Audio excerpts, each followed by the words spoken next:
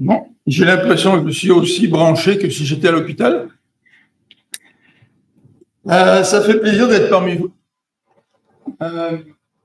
Il y a quelques mois, j'étais à Saint-Jérôme, à l'église baptiste réformée. Et puis au printemps, j'étais aussi à Actonville. Alors maintenant, je suis ici. Il semblerait que c'est jamais 203. Donc voilà, maintenant c'est troisième église baptiste réformée que je visite. Alors je suis très content d'être parmi vous.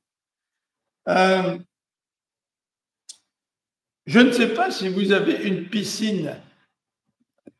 Moi, j'ai une piscine et j'ai eu des problèmes avec ma piscine cet été.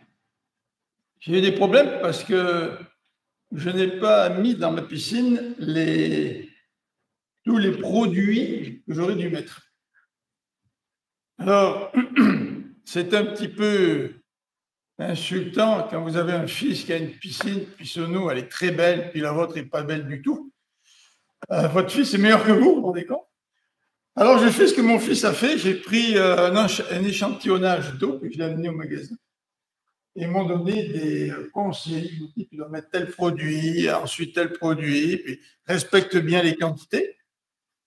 Et j'ai évidemment compris à ce moment-là que c'était extrêmement important de respecter les conseils qu'on me donnait.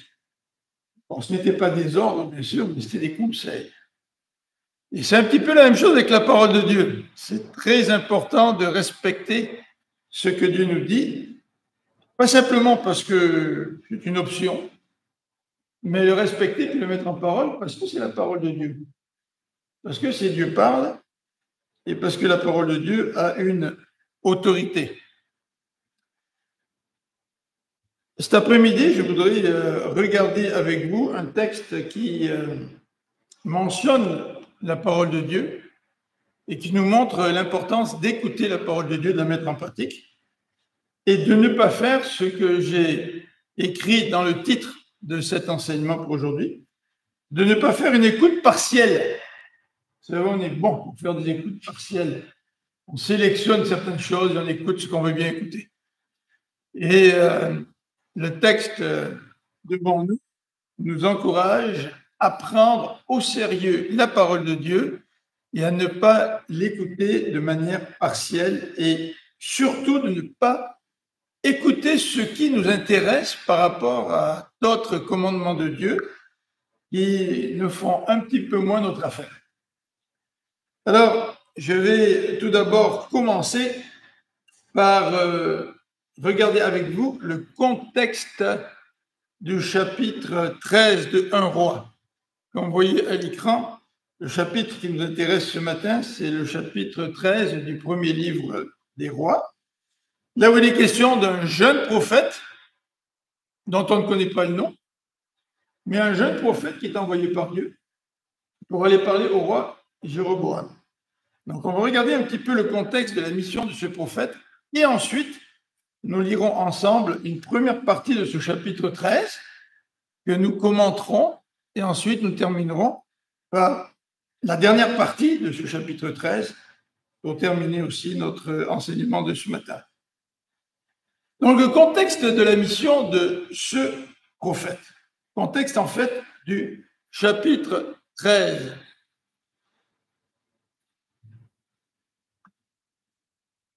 Là, j'essaie de voir si la souris marche.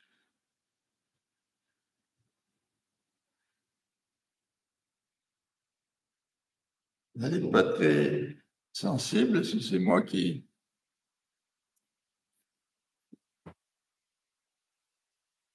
Ouais.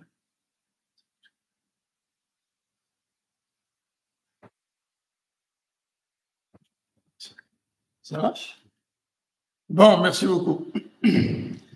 Bon, le contexte de ce chapitre 13, c'est celui de l'idolâtrie de Salomon, telle qu'elle nous est décrite au chapitre 12 de ce livre des Rois. Vous savez que dans Deutéronome, le texte biblique donne des conseils pour le roi. Ah, c'est bon ça? Ah voilà. Le Deutéronome chapitre 17 nous donne des conseils pour le roi. Et le premier conseil qui nous est donné, c'est que le roi n'ait pas un très grand nombre de chevaux qu'il aurait achetés en Égypte. L'Égypte, à l'époque, c'était la puissance internationale de l'époque, ou une des puissances internationales de l'époque. Et Salomon aurait pu être tenté dans sa vie, comme n'importe quel autre roi par la suite, à se constituer une armée puissante. Et pour se constituer une armée puissante à l'époque, il fallait avoir des chevaux et des chars.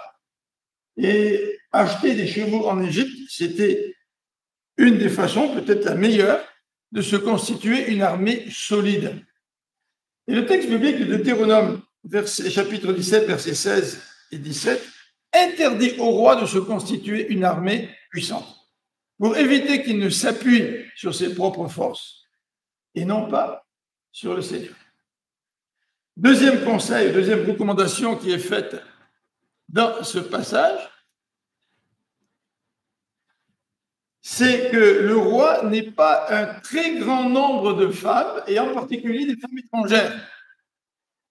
Et Salomon qui a décidé de se constituer une armée, Salomon qui a décidé d'acheter des chevaux en Égypte, malgré le conseil de ce texte de Deutéronome, Salomon a décidé aussi de s'affilier à l'Égypte par mariage.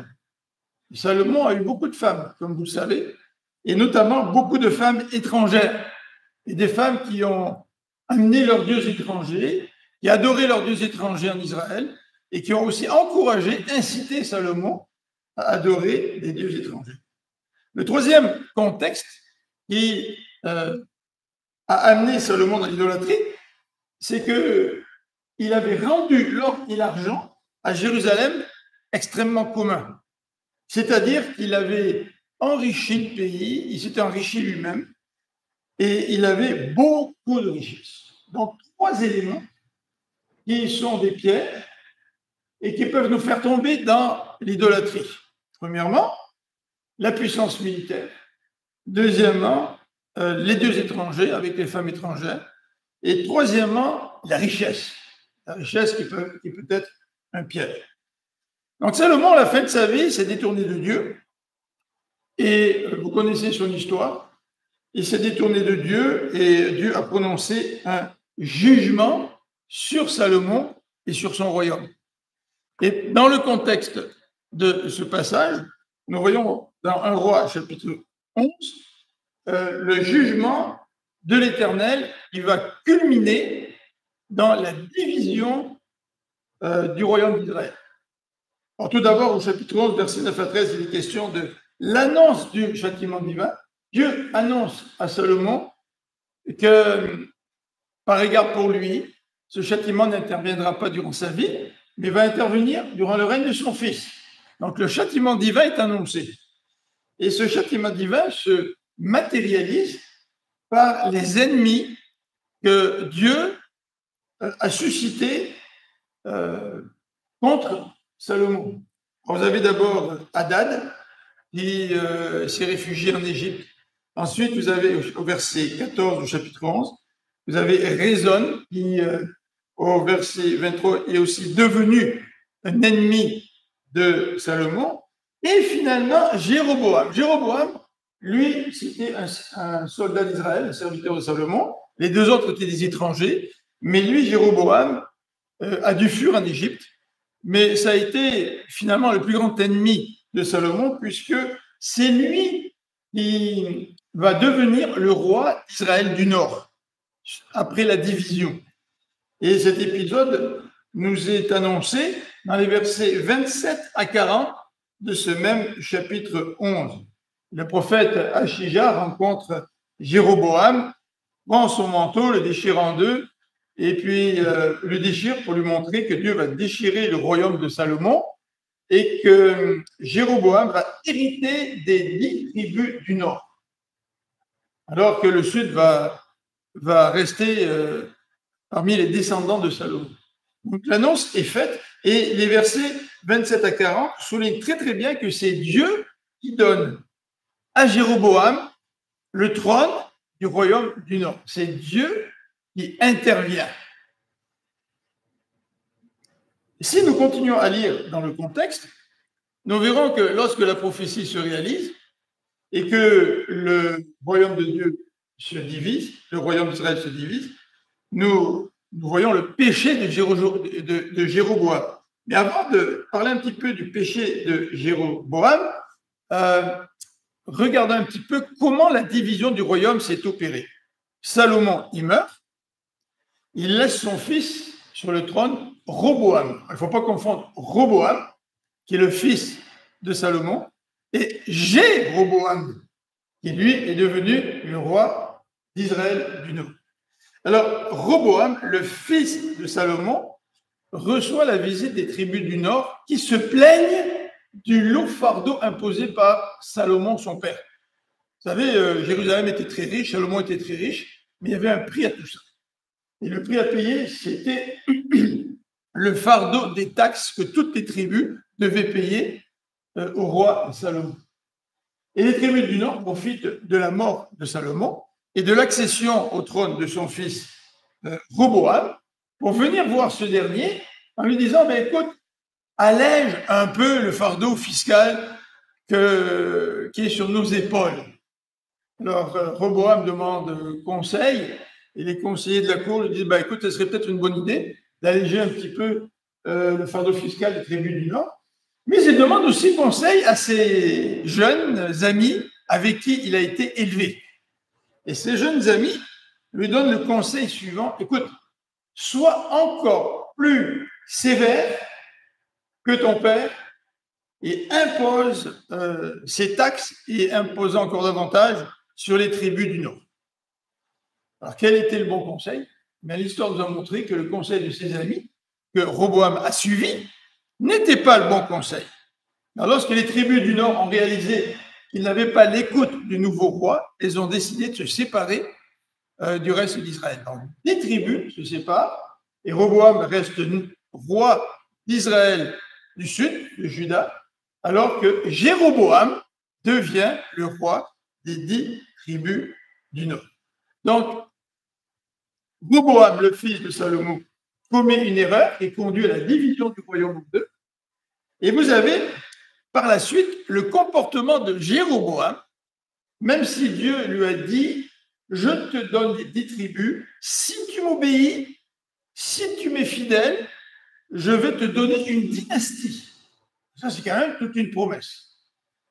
Mais Roboam s'est dit, ouais, Dieu m'a fait une promesse, mais moi j'ai un problème. Et le problème que j'ai va peut-être empêcher la promesse de Dieu de se réaliser. Alors, quel était ce problème? Mais Jéroboam s'est dit, je ne peux tout de même pas permettre aux habitants d'Israël du Nord, à ces 12 tribus, d'aller adorer à Jérusalem, qui est au sud en Juda. Parce que ma population va partir à Jérusalem adorer, et à un moment donné, je n'aurai plus le contrôle sur ma population. Ça va être le roi de Juda, Roboam, qui va contrôler les habitants du Nord. Donc, c'est peut-être pas une bonne idée de permettre à mon peuple d'aller adorer à Jérusalem. Alors, pour régler le problème, Jéroboam a eu l'idée, sa solution en quelque sorte, ça a été de garder le peuple du Nord dans le Nord, mais de lui offrir des lieux étrangers. Il lui a offert à adorer le veau, c'est un petit peu comme le veau d'or dans l'épisode dans le désert, et il y avait des sanctuaires, il a établi des sanctuaires destinés à adorer ce veau. Et donc, il a incité le peuple d'Israël du Nord à commettre l'idolâtrie. Alors évidemment, Dieu fait des promesses. Hein. Dieu a fait une promesse à Jéroboam, il a dit, si tu m'es fidèle, là, moi je te donnerai une dynastie pour toujours. Jéroboam n'a pas accepté par la foi la parole de Dieu. Parce que quand Dieu nous demande quelque chose, souvent, selon notre perspective humaine, nous pouvons douter de la réalisation de ses promesses. Mais si Jéroboam avait fait confiance à Dieu, sa dynastie aurait été assurée. Il a péché, il a attiré le peuple d'Israël dans l'idolâtrie. Alors voilà un petit peu le contexte de ce chapitre 13 que nous allons maintenant commencer à lire. Un roi, chapitre 13, lisons à partir du verset 1er. Voici un homme de Dieu arriva de Juda à Béthel. Béthel, c'était l'endroit où cette idolâtrie se faisait. C'est là où se trouvait le veau, la statue du veau. Donc, un homme de Dieu arriva de Juda à Béthel par la parole de l'Éternel, pendant que Jéroboam se tenait à l'autel pour brûler des parfums. Il faut avoir du courage, hein?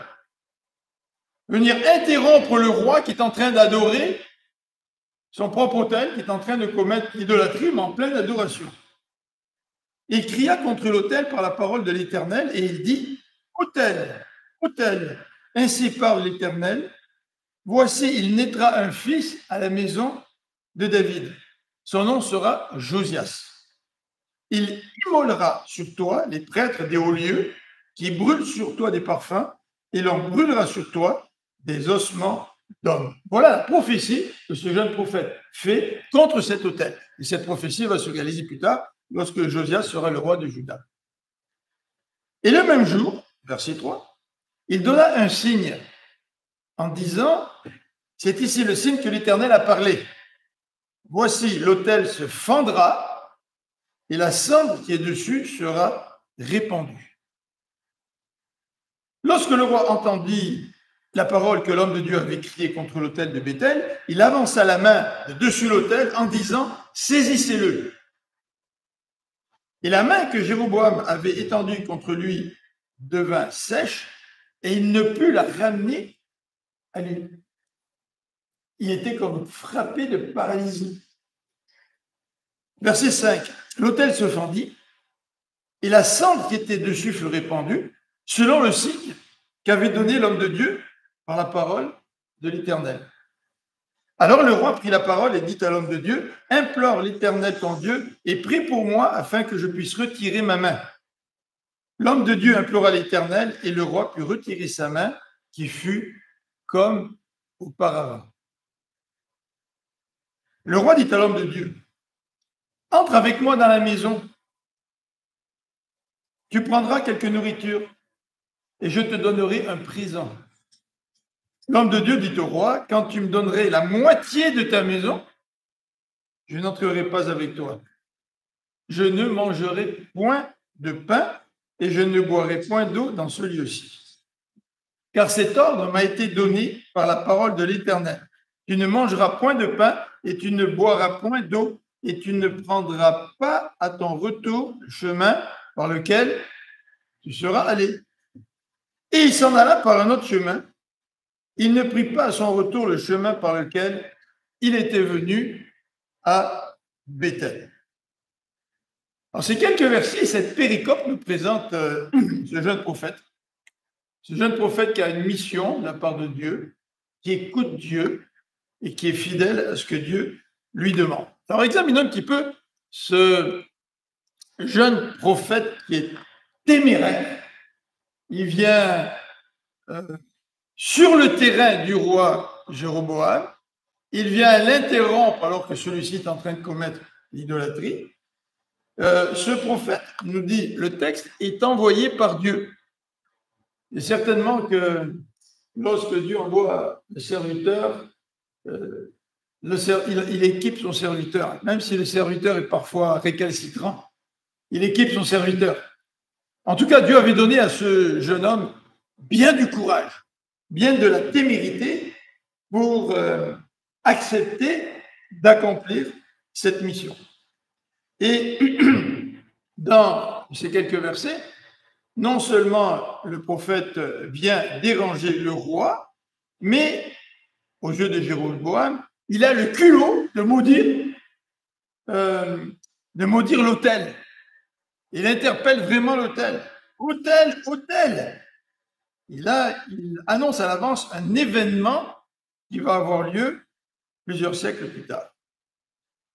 Le jeune prophète que nous voyons, qui prononce cette parole de condamnation, semble avoir un ministère, on va utiliser un vocabulaire d'aujourd'hui, que je ne peux pas utiliser, mais il semble avoir un ministère puissant.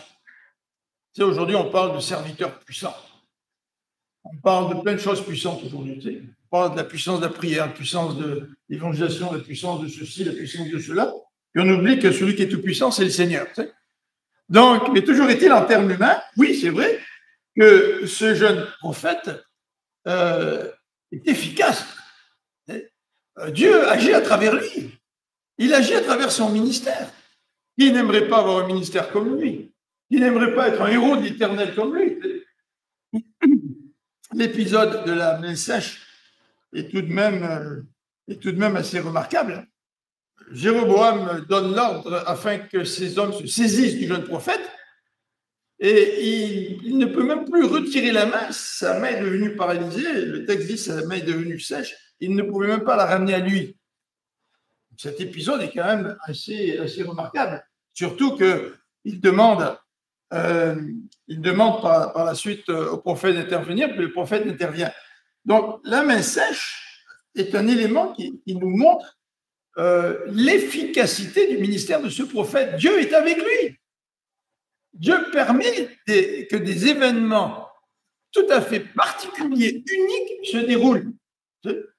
En tant que serviteur de Dieu, on aimerait bien que ce genre de situation arrive dans nos églises. Des tas de choses arrivent dans l'église, puis tout le monde voit que c'est Dieu qui agit. On aimerait ça. Hein? Ensuite, dans ce passage, non seulement il est question de l'épisode de la main sèche, mais il est question du signe de l'autel et de la cendre. Le prophète a fait une prophétie, il a prononcé une prophétie sur l'autel. Et pour montrer que cette prophétie va arriver, il donne un signe, et un signe qui va se réaliser pratiquement tout de suite. L'autel va se fendre et la cendre qui était dessus va se répandre. Waouh, ça c'est tout un ministère. Ça c'est tout un ministère. C'était, en termes humains, un jeune prophète puissant. C'est pas? L'autre élément, c'est la guérison de Jéroboam par la prière. Regardez au verset 6. Le roi implore le jeune prophète et lui dit, écoute, prie ton Dieu. Souvent, les païens peuvent nous demander de prier notre Dieu. Ce n'était pas une prière de repentance, là, de la part du roi Jéroboam. Il était mal pris. Il était coincé. Et il s'est dit, si c'est Dieu qui intervient lors de cet épisode et à travers de ce prophète, il n'y a que lui qui peut intervenir pour me donner la guérison face à cette main paralysée que j'ai maintenant.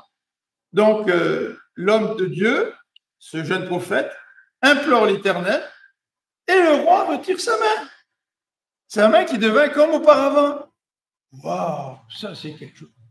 Après, j'aimerais ça que des événements comme ça se produisent dans mon ministère. Tu te rends compte? Les gens là qui assisteraient à l'église, ils seraient tous époustouflés par moi, tu sais. Et peut-être que j'aurais davantage de crédibilité dans mon ministère. Tu sais. Toujours est-il, ce jeune prophète, c'était un prophète aussi obéissant. Non seulement téméraire, non seulement Dieu agit de manière spectaculaire au travers du prophète, mais c'est aussi un jeune prophète obéissant. Et c'est certainement ça le plus important. Regardez dans les versets 7 à 10, le roi d'Israël du Nord, Jéroboam, essaye de le corrompre. Ça, c'est intéressant. Nous, en tant que chrétiens, on aimerait être davantage reconnus par les autorités civiles. Hein? On aimerait, nous sommes des chrétiens évangéliques qui représentons 0,5% de la population au Québec, peut-être entre 0,5 et 1%, c'est rien. On aimerait bien être reconnu, ne plus se sentir marginal, être reconnu par la société. Et parfois, en tant que chrétien, nous recherchons cette reconnaissance. Et ça peut nous pousser très loin, ça. Et ça peut nous placer dans des situations de compromis. En tous les cas, le prophète faisait face à une tentative de corruption, verset 7. Le roi lui dit, entre avec moi dans ma maison, tu prendras quelque nourriture et je te donnerai un présent. Ça y est, enfin, les autorités civiles reconnaissent que je suis le prophète de l'Éternel. Je vais y aller. Peut-être que je pourrai rendre témoignage à Dieu quand je serai dans la maison du roi. N'est-ce pas? Mais c'était une tentative de corruption. Le roi savait très bien que si tu ne peux pas vaincre ton ennemi, peut-être qu'il vaut mieux que tu en deviennes ami pour pouvoir davantage le contrôler. N'est-ce pas? Et il lui demande de venir manger chez lui. Manger dans le Proche-Orient ancien, c'est aussi le symbole d'une communion. Quoi? Le jeune prophète accepterait d'aller manger chez le roi, d'être en quelque sorte en communion avec ce roi païen? Eh bien, la réaction du prophète, elle est très claire au verset 8 et 9. Tu m'as donné un ordre, Seigneur, et c'est ce qu'il dit au roi. Tu n'entreras pas dans la maison, tu ne mangeras pas de pain avec lui, tu ne boiras point d'eau, et même quand tu vas partir par un autre chemin. Tu es arrivé par ce chemin, tu partiras par un autre. Donc, le jeune prophète a une position extrêmement claire. Il a des convictions et il applique ses convictions. Il obéit au Seigneur et il est conséquent, il s'en va par un autre chemin. Ça, c'est l'épisode extraordinaire de ce chapitre 13. Épisode qui peut même nous donner quelques envies dans notre ministère. Mais à partir du verset 11, nous assistons à un renversement total de situation. Aussi élevé ce jeune prophète a pu être dans l'accomplissement de sa mission, aussi bas il va tomber. Alors regardons à partir du verset 11. Or, il y avait un vieux prophète qui demeurait à Béthel. Ses fils vinrent lui raconter toutes les choses que l'homme de Dieu avait faites à Béthel ce jour-là et les paroles qu'il avait dites au roi. Lorsqu'ils en eurent fait le récit à leur père, il leur dit par quel chemin s'en est-il allé. Ses fils avaient vu par quel chemin s'en était allé l'homme de Dieu qui était venu de Juda. Et il dit à ses fils, scellez-moi l'âne. Ils lui scellèrent l'âne et il monta dessus.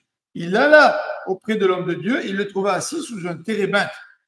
Il lui dit, es-tu l'homme de Dieu qui est venu de Juda? Il répondit, je le suis. Alors il lui dit, viens avec moi à la maison et tu prendras quelque nourriture. Décidément, ils sont hospitaliers, ces habitants de Béthel. Mais il répondit, je ne puis ni retourner avec toi, ni entrer chez toi. Je ne mangerai point de pain, je ne boirai point d'eau avec toi en ce lieu-ci. Car il m'a été dit, par la parole de l'Éternel, tu n'y mangeras point de pain, tu n'y boiras point d'eau, et tu ne prendras pas à ton retour le chemin par lequel tu seras allé. Et il lui dit, c'est le vieux prophète qui répond, moi aussi, je suis prophète comme toi. Alors, rendu là, le lecteur qui lit ce passage pour la première fois se pose la question suivante, qu'est-ce qui va se passer? Est-ce que le jeune prophète va continuer à être conséquent? Ou est-ce que le jeune prophète va céder? Et en lisant le reste du texte, nous voyons que ce vieux prophète lui dit, un ange m'a parlé de la part de l'Éternel et m'a dit, ramène-le avec toi dans ta maison et qu'il mange du pain et boive de l'eau. Il lui mentait. L'homme de Dieu retourna avec lui, il mangea du pain et but de l'eau dans sa maison. Alors, si nous mettons dans la peau d'un lecteur qui lit ce texte pour la première fois, nous pourrons nous dire, mais qu'est-ce qui va se passer? Dieu a envoyé quelqu'un, puis là on sait que cette personne-là vient de désobéir. Qu'est-ce qui va se passer? Donc l'intérêt du lecteur, il se développe là. L'homme de Dieu retourna avec lui, il mangea du pain et but de l'eau dans sa maison, au verset 19, et au verset 20, comme il s'était assis à table, la parole de l'Éternel fut adressée au prophète qui l'avait ramené. Alors là, c'est surprenant. Dieu décide de parler à ce vieux prophète qui est menteur, pour communiquer au jeune prophète sa volonté. Et il cria à l'homme de Dieu, qui était venu de Juda, ainsi parle l'Éternel, parce que tu as été rebelle à l'ordre de l'Éternel et que tu n'as pas observé le commandement que l'Éternel ton Dieu t'avait donné, parce que tu es retourné, tu as mangé du pain et bu de l'eau dans le lieu dont il t'avait dit, tu n'y mangeras point de pain, tu n'y boiras point d'eau, ton cadavre n'entrera pas dans le sépulcre de tes pères. Et quand le prophète qui l'avait ramené mangeait du pain et qu'il eut bu de l'eau, il scella l'âne pour lui. L'homme de Dieu s'en alla et il fut rencontré dans le chemin par un lion qui le tua. Son cadavre était étendu dans le chemin. L'âne resta près de lui et le lion se tint à côté du cadavre. Et voici des gens qui passaient, virent le cadavre étendu dans le chemin et le lion se tenant à côté du cadavre, et ils en parlèrent à leur arrivée dans la ville où demeurait le vieux prophète. Lorsque le prophète qui avait ramené du chemin l'homme de Dieu l'eut appris, il dit, C'est l'homme de Dieu qui a été rebelle à l'ordre de l'Éternel. Et l'Éternel l'a livré au lion. Il l'a déchiré et l'a fait mourir, selon la parole que l'Éternel lui avait dite. Le texte ne rapporte pas du tout l'état d'âme de ce vieux prophète. Il aurait pu se repentir quand même d'avoir menti. Il aurait pu se repentir d'avoir testé ou tenté ce jeune prophète. Mais non, le texte s'intéresse à autre chose. Alors, il partit, et ce vieux prophète trouva le cadavre étendu dans le chemin, et l'âne et le lion qui se tenaient à côté du cadavre. Le lion n'avait pas dévoré le cadavre et n'avait pas déchiré l'âne. Le prophète releva le cadavre de l'homme de Dieu, le plaça sur l'âne et le ramena. Et le vieux prophète rentra dans la ville pour le pleurer et pour l'enterrer. Il mit son cadavre dans le sépulcre et l'on pleura sur lui en disant « Hélas, mon frère ». Le jugement du jeune prophète. Tout d'abord, le jeune prophète a manqué de discernement face au mensonge de ce vieux prophète. Vous savez que les faux prophètes sont souvent bien déterminés. Et ce vieux prophète était bien déterminé à recevoir le jeune prophète dans sa maison. Je ne sais pas pourquoi.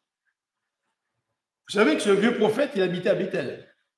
Il habitait dans le centre de la corruption, dans cette ville où on pratiquait l'idolâtrie.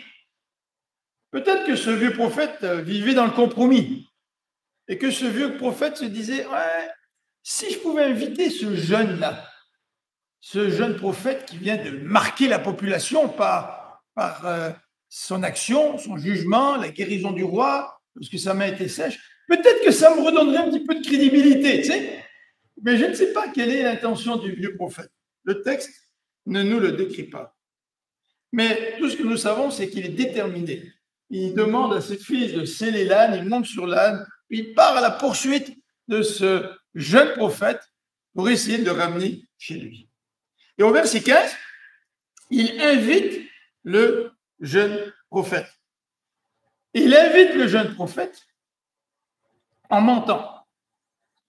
Quand il a vu que le jeune prophète voulait être fidèle à Dieu, quand il a vu qu'il n'avait pas d'impact pour influencer ce jeune prophète, il a menti. C'est un peu ce que font les faux prophètes, entre parenthèses. Les faux prophètes ont toutes sortes de mauvaises intentions et quand ils veulent détourner des gens de la foi chrétienne et qu'ils rencontrent certaines difficultés, eh bien, ils mentent. Ils sont passés pour des vrais serviteurs de Dieu alors qu'ils ne le sont pas. Et ce vieux prophète n'était pas un serviteur de Dieu. Il prétendait que Dieu lui avait parlé. Ah, un ange de Dieu m'a dit que tu pouvais venir. Comment ça? Un ange de Dieu peut contredire la parole du Seigneur? Mais pourtant, ça a fonctionné. Vous vous rappelez qu'est-ce que dit l'Épître aux Galates? On a lu un extrait d'Épître aux Galates tout à l'heure. Même si un ange du ciel venait vous annoncer un autre évangile, quelque chose qui ne soit pas l'évangile, même si quelqu'un venait se prétendre envoyé par Dieu, Paul nous dit qu'il soit anathème, c'est-à-dire qu'il soit maudit. Le texte nous décrit l'annonce du jugement de Dieu dans les versets 19 à 21. Et là encore, Dieu agit d'une manière surprenante. C'est impossible pour l'être humain de vouloir contrôler Dieu. C'est impossible pour l'être humain de désobéir à Dieu en pensant qu'on va s'en sortir. Dieu peut utiliser n'importe quel moyen pour toucher notre vie. Et Dieu utilise un moyen auquel nous n'aurions pas pensé pour annoncer le jugement sur ce jeune prophète. Il utilise celui qui a menti. Il utilise le vieux prophète. Et cette fois-ci, c'est vrai ce que le vieux prophète peut dire. Assez surprenant de voir que Dieu agit de cette façon-là. Donc le verset 19 nous décrit très rapidement la désobéissance de ce jeune prophète. Verset 19, l'homme de Dieu retourna avec lui, il mangea du pain et but de l'eau dans la maison du vieux prophète. Voilà, c'est dit de manière très très simple, sans élaborer. L'auteur n'essaye même pas de décrire les émotions qu'il pourrait lui-même avoir. Oh, c'est scandaleux! Regarde ce que ce jeune prophète a fait. Regarde ce qu'il a fait quand il a prononcé son jugement devant Jéroboam. Puis regarde maintenant ce qu'il fait. Mais non, l'auteur ne donne aucun commentaire sur ses états d'âme. Mais c'est vrai que en lisant ce passage, nous aussi, nous pourrons réagir de cette manière, face à la désobéissance de ce jeune prophète. Donc le jugement est expliqué dans le verset 21b et 22, parce que tu as été rebelle alors de l'Éternel et que tu n'as pas observé le commandement que l'Éternel ton Dieu t'avait donné, parce que tu es retourné, tu as mangé, tu as bu, dans le lieu dont il t'avait dit tu n'y mangeras point, tu n'y boiras point, ton cadavre n'entrera pas dans le sépulcre de tes pères. Donc le jugement est donné, mais le jugement est aussi expliqué. Dieu explique ses jugements.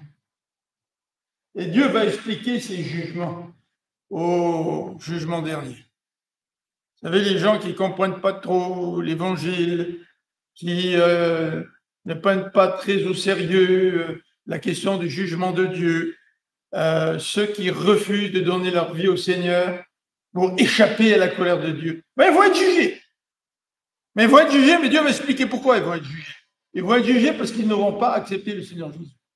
Parce qu'ils n'auront pas accepté le don de Christ qui a porté nos péchés à la croix à notre place.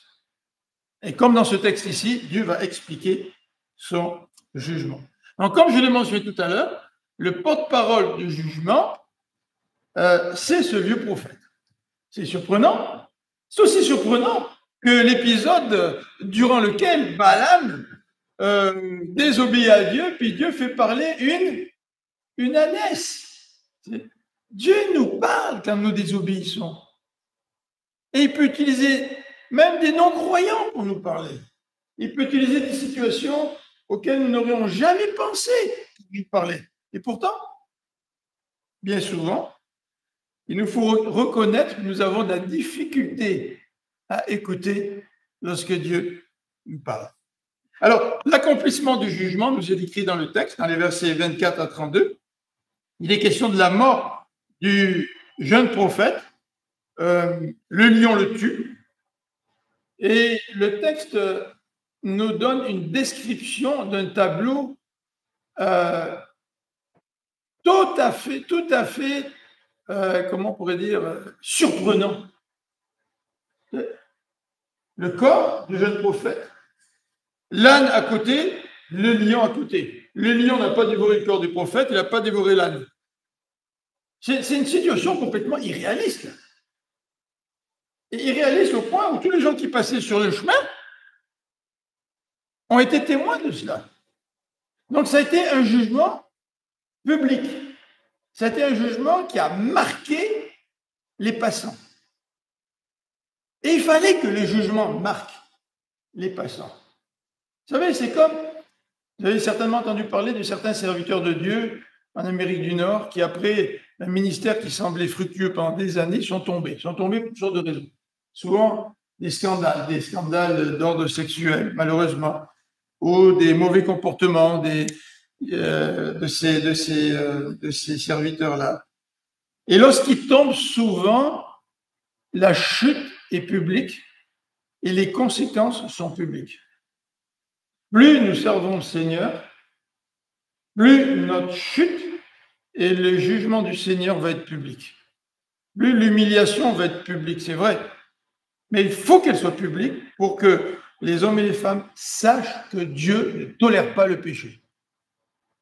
Alors, ne vous exemptez pas de servir dans l'Église par peur de tomber, puis que votre péché devienne public. Ah non, servez dans l'Église, mais restez fidèle au Seigneur.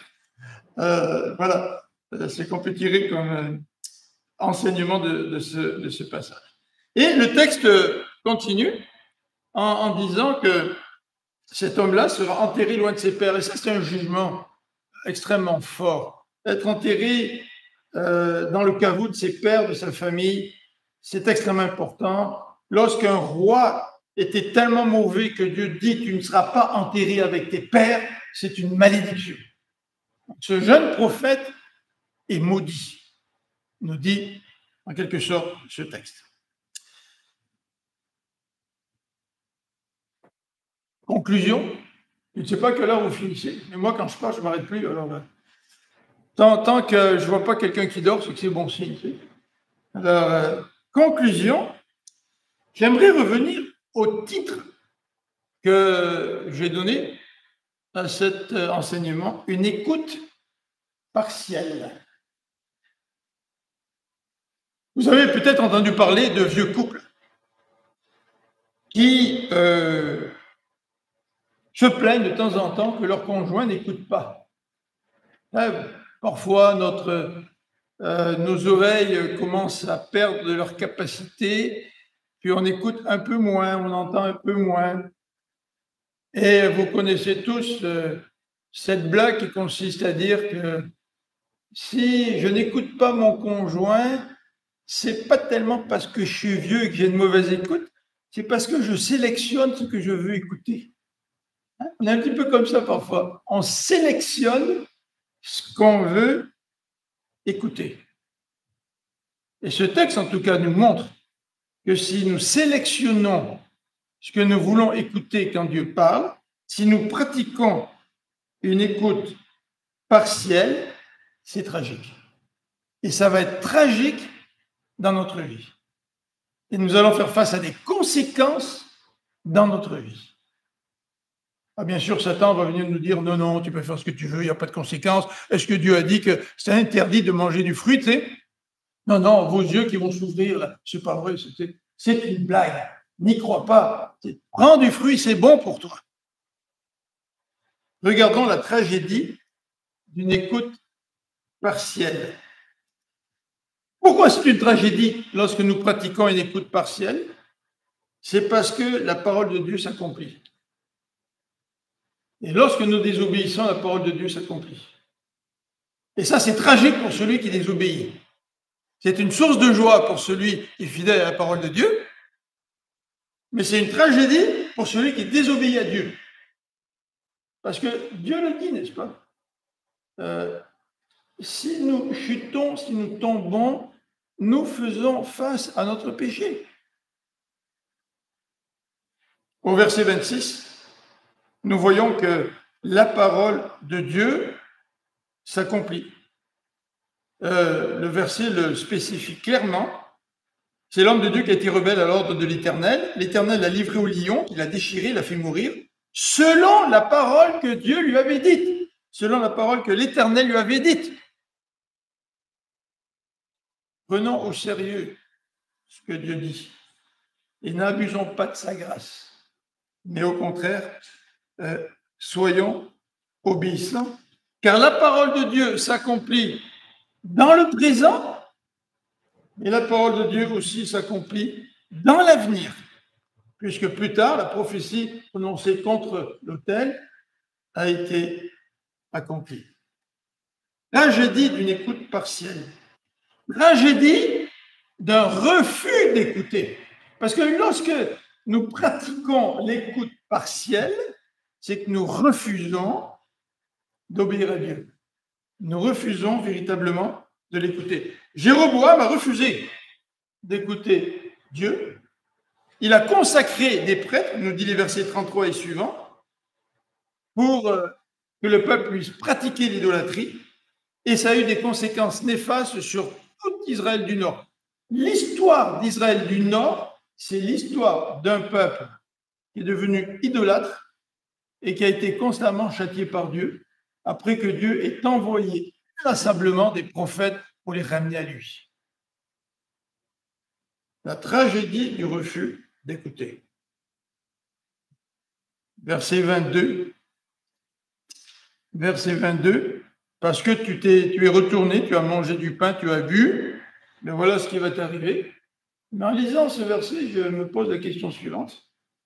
Est-ce que nous aussi, nous ne pratiquons pas l'écoute partielle?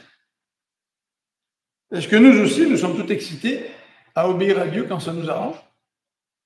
surtout quand Dieu fait de nous des serviteurs puissants. Mais est-ce que nous sommes en même temps pratiquants d'une écoute partielle? Dieu nous appelle à une écoute totale. En hébreu, écouter, ça veut dire aussi obéir. Si j'écoute Dieu, c'est que je lui obéis. Regardons l'exemple de Jésus-Christ.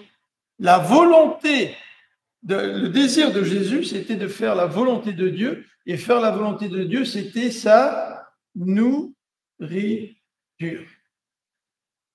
Le Seigneur n'a pas désobéi à Dieu du tout dans sa vie. Ouais, écoute, mon père, là, tu me permets de faire des miracles, guérir des boiteux, des paralytiques, tu me permets de calmer la tempête, tu me permets, Seigneur, de multiplier les pains. Ah, ça, c'est génial, Seigneur.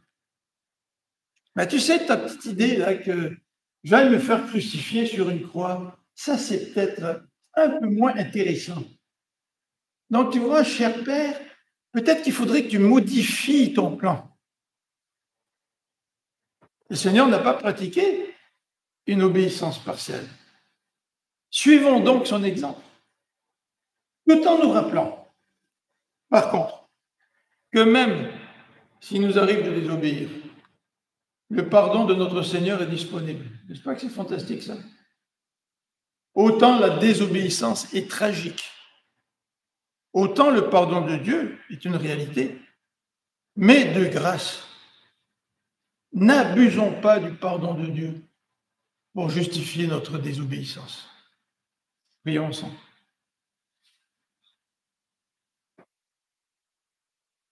Seigneur notre Dieu, nous voulons te remercier pour ta parole. Merci Seigneur parce que toi, tu as toute autorité pour exiger de nous une obéissance totale, complète. Tu es le Dieu souverain, celui dont le trône est au-dessus de tous les trônes. Seigneur, donne-nous un cœur prêt à t'obéir. Donne-nous aussi, Seigneur, du discernement face aux faux prophètes. Seigneur, tu vois combien c'est tentant parfois d'écouter ces prédicateurs de l'évangile du succès. Peut-être que nous aimerions, nous aussi, avoir du succès. Mais Seigneur, garde notre cœur, afin que nous puissions discerner par ta parole, afin que nous puissions discerner les faux prophètes. Seigneur, ne nous permets pas d'écouter la parole d'un vieux prophète qui prétend parler de ta part, ou de quelqu'un qui prétend avoir reçu un message d'un ange quelconque. Mais Seigneur, rends-nous fidèles à ta parole, afin que nous puissions lui obéir. Seigneur, nous te le demandons en gardant les yeux fixés sur Jésus, qui est notre modèle par excellence. Amen.